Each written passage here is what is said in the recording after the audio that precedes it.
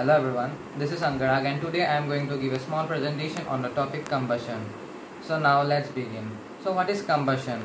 So if I tell you the book definition of combustion, then it says that combustion is the process of burning of a substance in the presence of air or oxygen with the liberation of heat and light. So now if you ask me, then I will say that the process of burning of a substance is called combustion. It is as simple as that.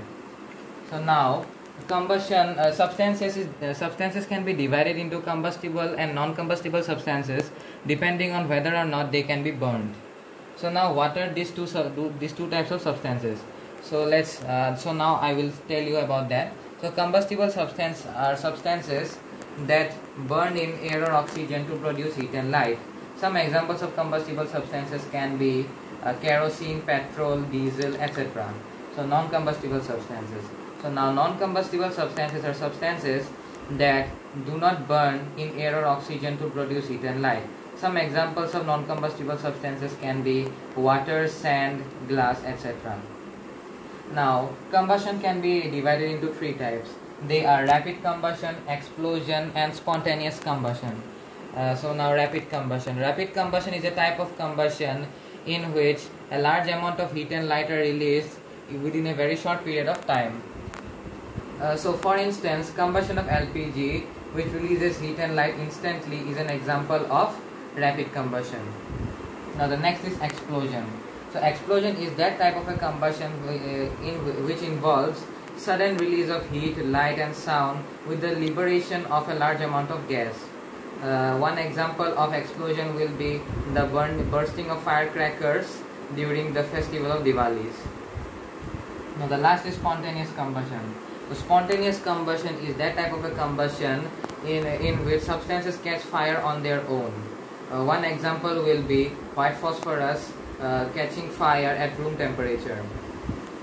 Now combustion of hydrocarbons can be divided into two types, and they are complete combustion and incomplete combustion. So now wait, I say the word hydrocarbons. So now what are they?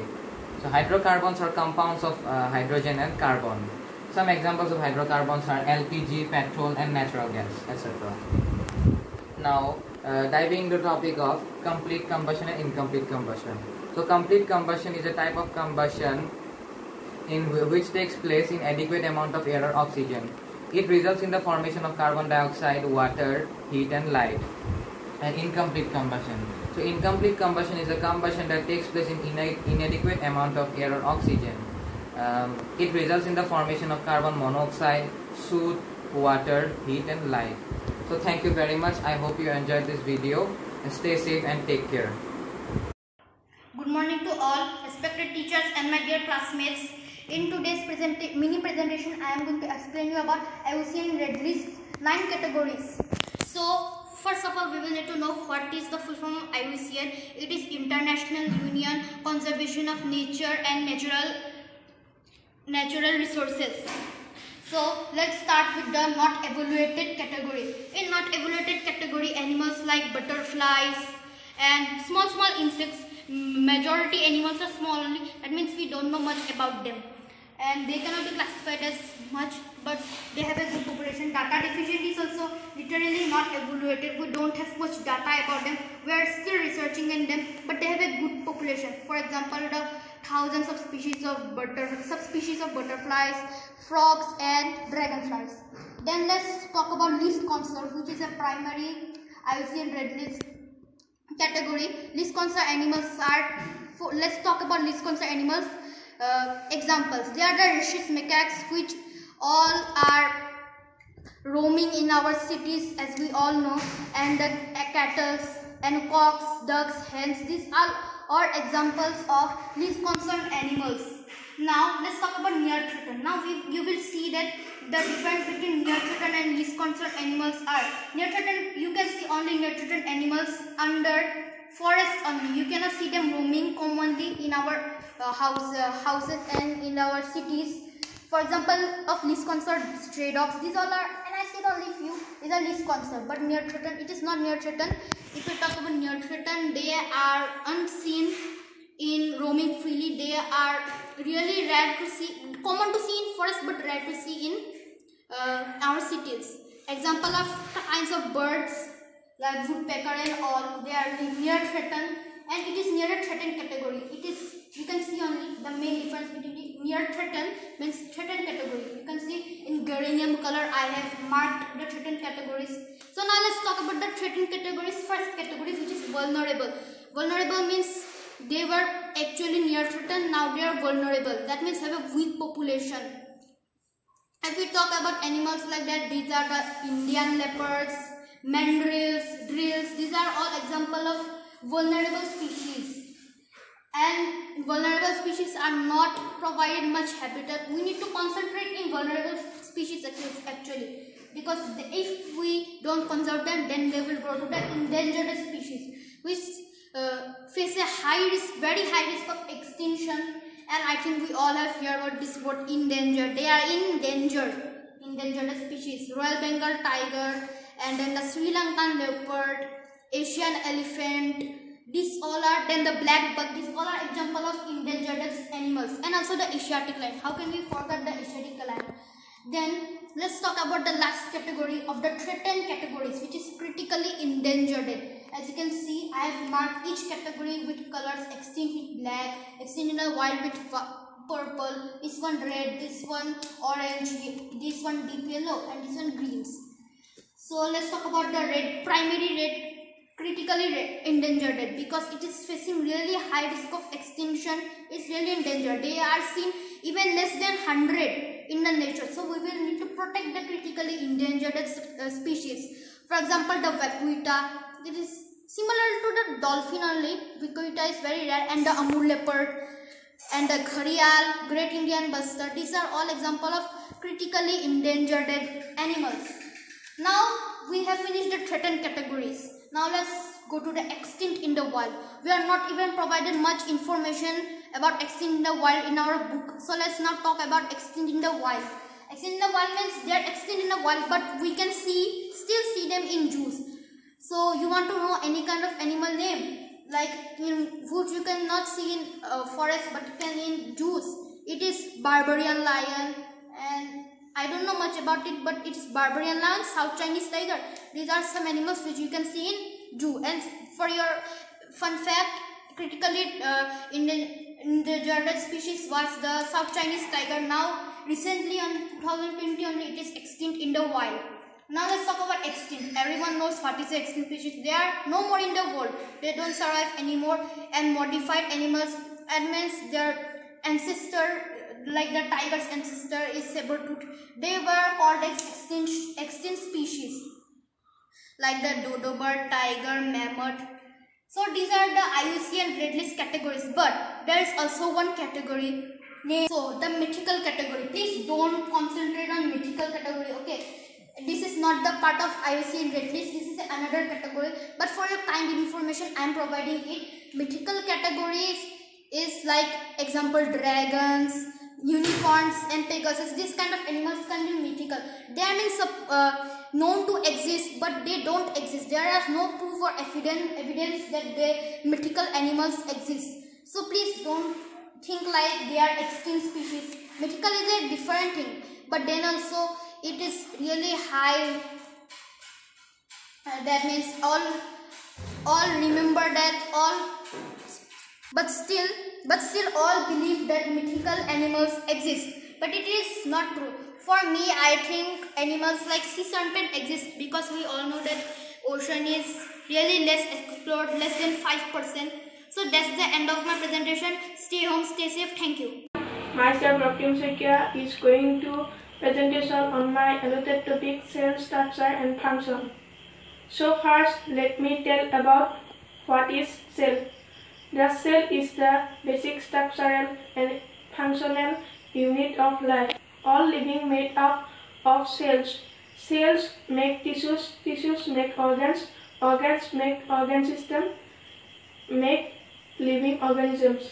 The cell is the building block or the structural unit of the living body.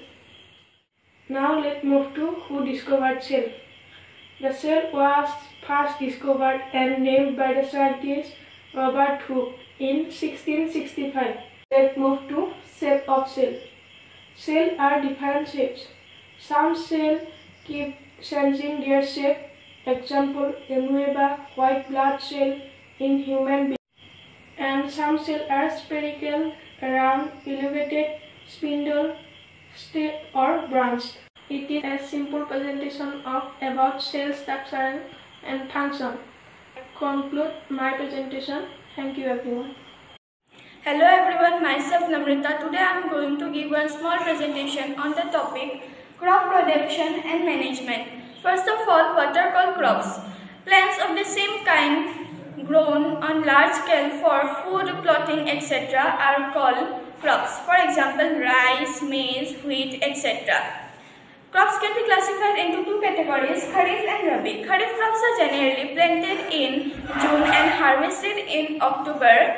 For example, rice, maize, etc. Then Rabi crops are generally planted in November and harvested in April. For example, wheat, pea, etc.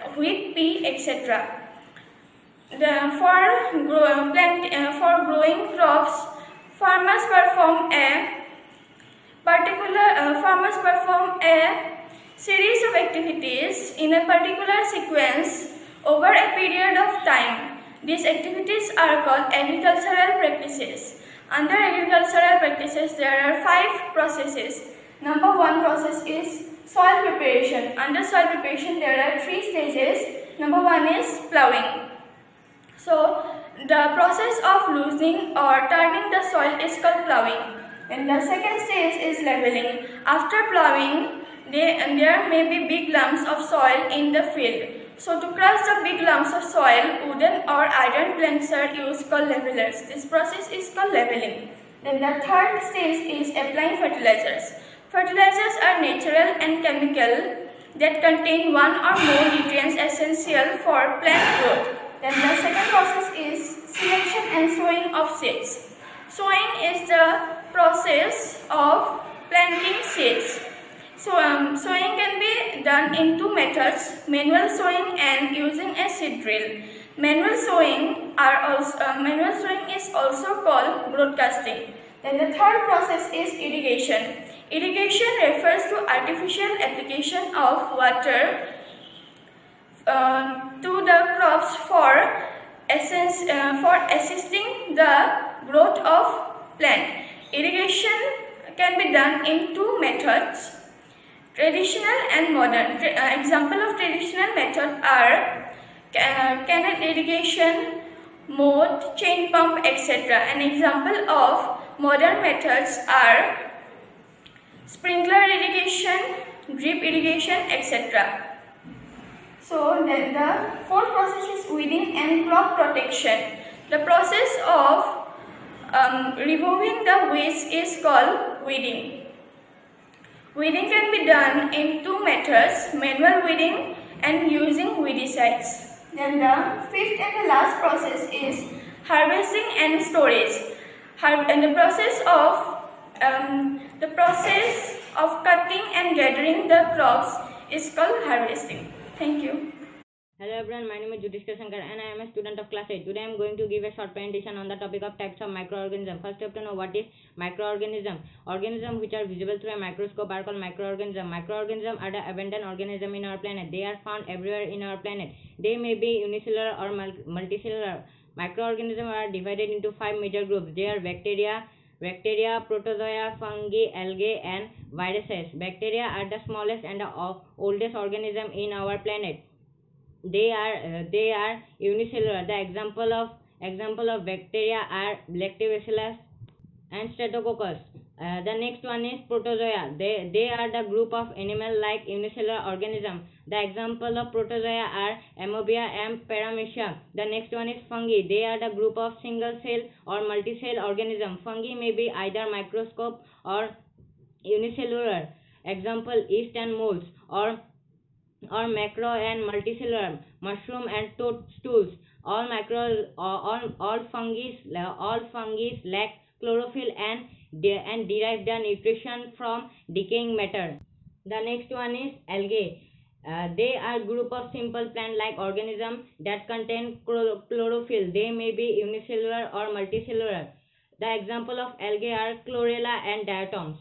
The next one is viruses. They are so small they cannot be seen using ordinary compound microscope. They are usually studied with help of powerful microscope called electron microscope. Viruses are hard to classify as living or non-living as on their own. They show no sign of life. However, they produce inside the cell of organisms such as plants, animals, and bacteria. The example of viruses are avian flu and swine flu. Thank you. My presentation ends here. Hello everyone, this is me Parinita Devi and today I would like to present the topic synthetic fiber before you. So let's begin. Synthetic fibers are very essential and important or useful in our daily or everyday life. And another common thing is that they are made up of long chain of repeating units. In simple words, they are made up of polymers. So do you know what we mean by polymers? As the name suggests, poly in Greek means many and mer refers to the unit. So exactly, we can say many repeating units joined together is called polymer. And these units are all the same, means the basic unit that form the polymer will repeat itself several times. So do you know what is simple unit? Simple unit is a monomer. So a monomer repeats itself many times to form extremely long chain. Polymer can be naturally occurring or synthetic.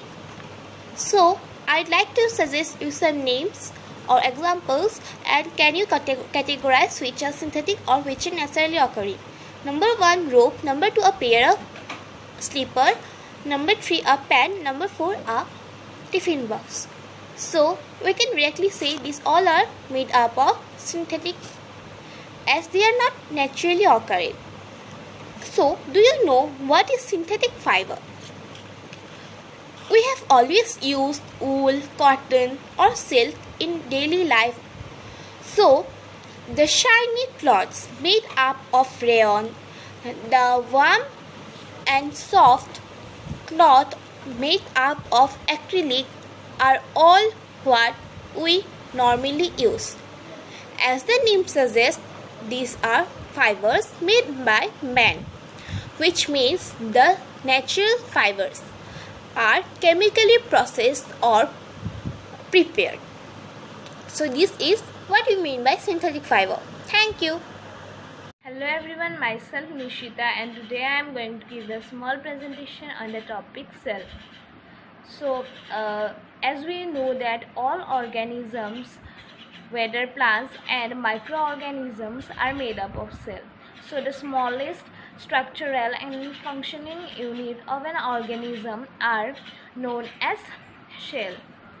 Cell of an organism show variation in terms of shape, number and size. So let us discuss about them. So variation in number. So organisms may be composed of a single cell or of many cells. So organisms whose body consists of a single cell are called unicellular organisms. So for example, bacteria, amoeba, paramosia, etc. And in a unicellular organism, a single cell performs all the activities such as feeding, respiration, reproduction and movement. And organisms whose body consists of many cells are called multicellular organism. So next is variation in shape, and different cell carry out different functions, exist in different shape, and they can be disc shaped, polygonal, rectangular, irregular, branch, etc. So and the cell depends on the specific function they perform. So for example, muscle cell, nerve cell and skin cell. So muscle cell help in movement through expansion and contraction, hence they are long and thin. And nerve cell carry messages between different part of the body to the brain or spinal cord. Hence, they are elongated in shape. So, and skin shell have a large area, hence they are flat and broad in shape. And next is variation in size. So most of the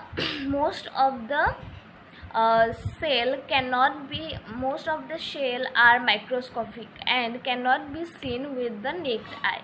So the smallest cell is the bacteria, which range from 0.1 meter to 0.5 micrometer. So the largest cell is the egg of ostrich, which is 170 micrometer to diameter, and the nerve cell is believed to be the longest cell in our human body. Thank you. Good morning to everyone, respected teacher and my dear friends. So today in this presentation I am going to explain the topic synthetic fibers and plastics. In this chapter I will explain you about synthetic fibers, rayon, nylon. So let's start.